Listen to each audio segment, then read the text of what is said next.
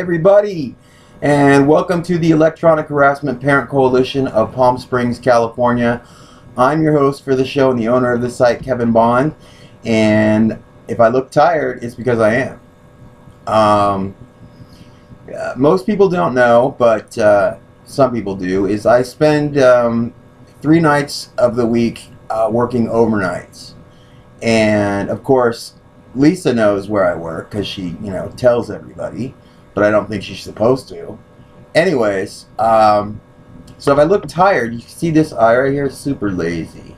It's because it's been days of just more of her constant babbling of how much she hates Jonathan Mendenhall and how much he effed her over. Now, it was my understanding that Jonathan was dead. But according to Lisa, he's not that dead.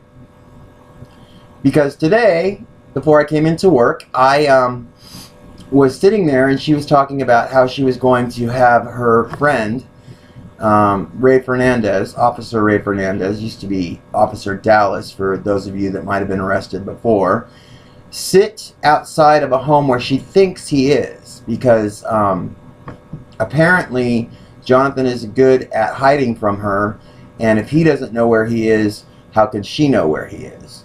Well, my point is this: how is she going to have a police officer waiting outside to arrest somebody if that police officer knows that he's alive?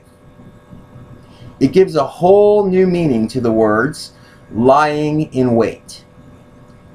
Well, there's lying in wait, which is, sitting in a car outside somebody's house, but then there's fibbing, or keeping a secret, or being covert, which is part and parcel of what we have gone through as victims of this crime from the beginning. Now, apparently, her little plan, from what I was hearing, was to have Officer Fernandez, and I'm sorry, Officer Fernandez, I don't know that you know this, but she acts like you do, so you at least need to know what she's saying, was going to wait outside this home and arrest Jonathan, and then falsely imprison him in her police car until such time that the officer and Lisa could put the, and this is a quote, fear of God in him, so that when he is alive, he will tell the story that she wants him to tell, which is a lie, a not true, a lie, basically. So, I've been very clear and very on the record about this. I'm an informant for the police. Christopher is an informant for the police. If I had any information that would confirm that he is dead or alive, I would give it to you. I haven't spoken with Jonathan Mendenhall since before his alleged death. I've had no text messages, no phone calls, no emails, no Skyping, nothing. There has been no contact between Jonathan and myself. However, if you read something on the blog and he's alive, I don't know about it. I have absolutely nothing to do with a fraudulent death. That's not something I would be involved with, and I would have advised Jonathan, if that was the case, that he not be involved with it. He knows how I feel. But one thing needs to be very clear. Just because it looks like someone has posted obituaries for him and sent me letters as to his death, if he were alive, because that's what I'm hearing, don't assume that it was he or his family that had something to do with it.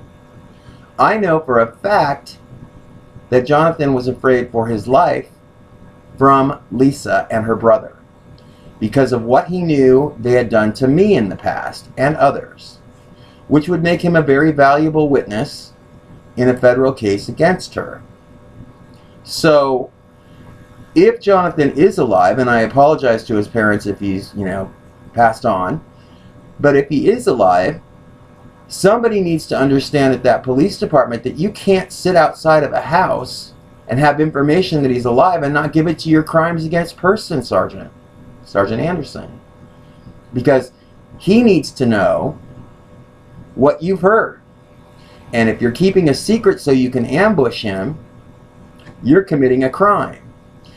And one thing I need to make clear about everything is because we are electronic harassment victims and we are monitored constantly by Lisa and her brother and her couple of friends, every thought that we have, every conversation that we have is recorded on disc. So alive or dead, what Jonathan knows about Lisa is recorded and discoverable. And I'm going to tell you this. Now, I know Jonathan. I've known him for 20 years. I know that if Jonathan's alive, he has uploaded every single bit of information about every single thing that he can find onto cloud devices, onto discs, and backed it up 1,000,000 times. There is absolutely no way that any police officer is going to talk some sense into him and work their voodoo magic with Commissioner Best to get him out of trouble legally. Basically, Jonathan, if he is alive, would probably be looking for material witness status from the federal government. And I can tell you right now, with this kind of information, he'll get it. I was a former courtroom deputy clerk to a federal judge and a magistrate, and I've never seen a more material witness than this guy. Maybe myself, but probably him. And if anybody thinks that they're just going to arrest him and lock him away and nobody's going to hear from him, I'm going to guarantee you something like this will happen. The attorneys that we have will find him, go to the U.S. attorney and have him immediately released and probably have material witness status placed on him, and you'll never see him again. Not until court. So I would suggest to the police and people that are implanted at the Palm Springs Police Department and the Cathedral City Police Department that you start using your heads. Because if you think that you're going to shake down my friends like, I don't know, like Officer Villegas and Doherty did to me when I had a warrant for the suspect's arrest, I had a restraining order against him, and I was an informant. These guys told me, you know, not to bother them ever again.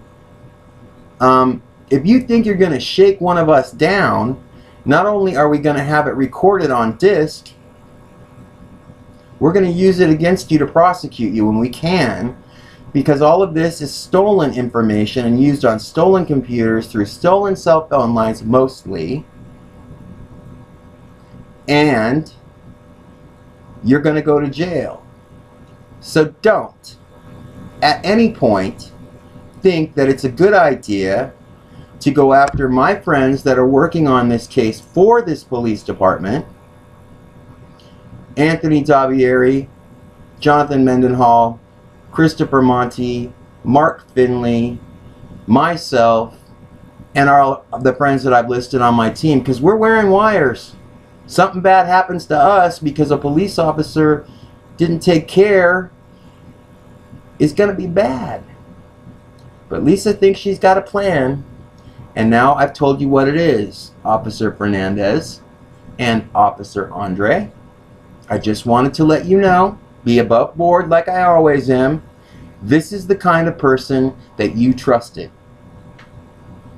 I know for a fact that Officer Fernandez has confronted me before, and with information that she gave her at the library.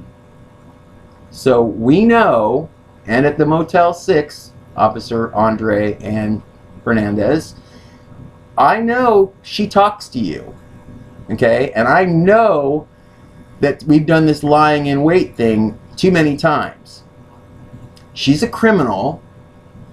This is terrorism, and you need to do your jobs for the people that trust you. You've been put in a position of public trust for you to put your careers before the safety of others is a very vital issue. And I'm not trying to be mean, I'm just trying to tell you. I know how this kind of stuff goes because I've seen cases. A lot of them. Alright? Commissioner Best isn't exactly going to be the guy that's going to be arraigning us anymore. Eileen Alvarez certainly isn't going to be the prosecuting district attorney for any of us. And none of us should be prosecuted anyways. We're all victims of a crime. And some of you police officers are too. So I just wanted to let everybody know that's where we are tonight. I'm sorry I look so tired, but it's night 3 of 3 nights of Lisa. And if you know what that's like, and I'm sure some of you cops do, your eye starts to droop a little. It's just the way it is. So my love to you, Christopher and his family, and to my team. Thank you guys for everything. I hope you guys have a good couple of days where I'm just resting. All right? Bye.